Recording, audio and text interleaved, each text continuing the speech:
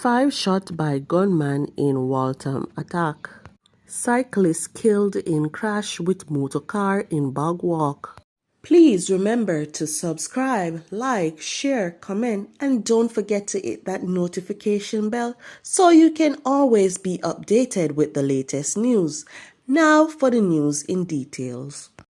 5 people were reportedly shot and injured along 85 Lane off Waltham Park Road in St. Andrew on Sunday.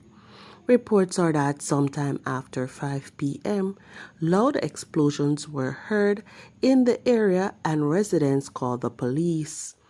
A search was carried out in the area and 5 persons were found suffering from gunshot wounds.